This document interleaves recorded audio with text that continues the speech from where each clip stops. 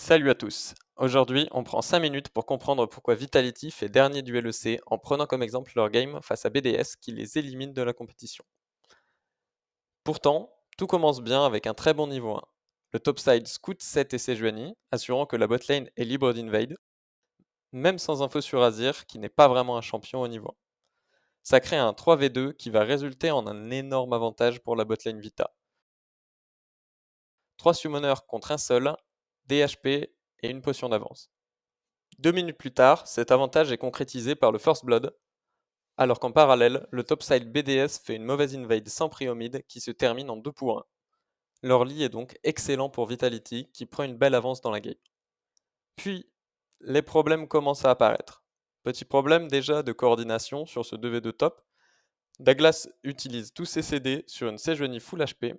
Photon essaye de follow tant bien que mal, mais se fait attraper par le set d'Adam et meurt. Puis, Photon tilt, partie 1. Il se fait catch en allant cancel Adam beaucoup trop loin sans info et donne un premier kill au Azir de nuke. Perks essaye de limiter quelques secondes plus tard en risquant sa vie pour grid une auto-attaque sur Sejuani au lieu d'aller sécuriser le Herald avec ses mates, mais s'en sort miraculeusement grâce à un très bon jump.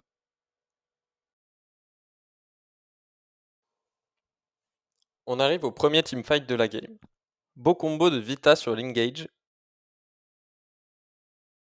puis superbe outplay de Nuke qui ramène Douglas sous tour et l'isole de son équipe, avant que Crowny foire son flash Q. Mais le flank d'Adam est parfaitement timé avec le flash-in de Photon et lui donne une très bonne engage. Au final, ce fight se résulte en un 3 pour 3 très équilibré.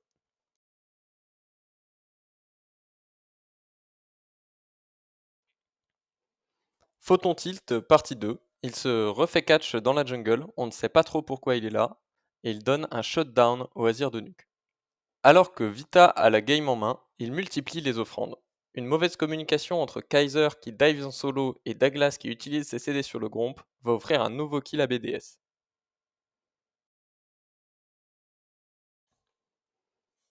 Cependant, avec 3 cagoles d'avance, Vita semble en contrôle de la game, mais se fait avoir par un très bon call Nashor de BDS.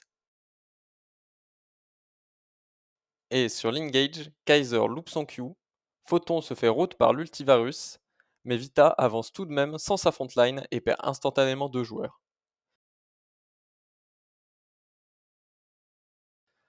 Mais grâce à un gros boulot de Photon sur la re-engage et surtout à un plays énorme du Aphelios d'Upset, ils sortent avec un fight positif, mais sans cet engage mal géré, ça a pu être bien mieux.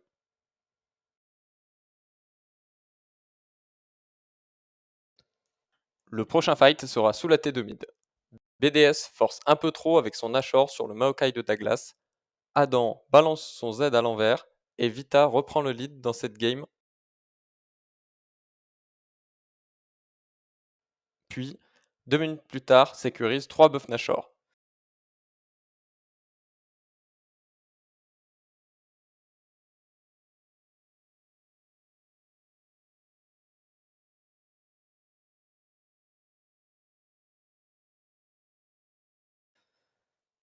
De retour à 3K gold d'avance, Vitality, cette fois-ci bien en place, engage au mid, et Upset trouve un énorme 200 years sur 4 joueurs.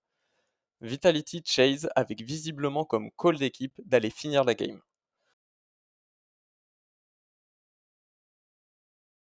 Sinon, Upset n'aurait aucun intérêt à flash à cet endroit-là.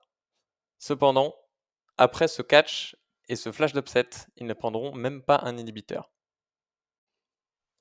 On arrive enfin au dernier fight, échange d'ultime de la part des junglers, puis, au moment où la botlane Vitality all-in ses ults et où Perks peut se permettre de frais DPS, Daklas et Photon sont en train de reculer. Cette mauvaise coordination force le Renekton à flash in pour tenter d'entrer dans le fight, se faire kite pendant que Douglas est spectateur, et enfin, Rakan ult flash sur Upset qui n'a pas son flash et met un terme au suspense et au split de Vitality. Le bilan de cette game est symptomatique des difficultés des différentes super teams Vitality ces dernières années. De très bonnes individualités capables de gros plays mécaniques comme les ultis d'Upset ou les timings de jump de Perks, et de bonnes stratégies notamment au niveau 1. Cependant, Trop de moments de flottement, avec Photon qui se fait catch seul en side 2 fois par inattention, des calls pas assez précis comme le dive de Kaiser ou le call de finir la game qui coûte son flash à upset, et un manque de coordination crucial lors du 2v2 top ou des teamfights qui font que les joueurs ne fightent pas sur les mêmes timings, leur empêchent de remporter des games pourtant largement à leur portée. Il ne fait aucun doute que les joueurs sont talentueux, mais dans un jeu d'équipe, le niveau final n'est pas uniquement égal à la somme des individualités. Merci d'avoir regardé cette vidéo, j'espère qu'elle vous a plu et n'hésitez pas à like, commenter ou vous abonner pour m'encourager si vous voulez davantage de contenu.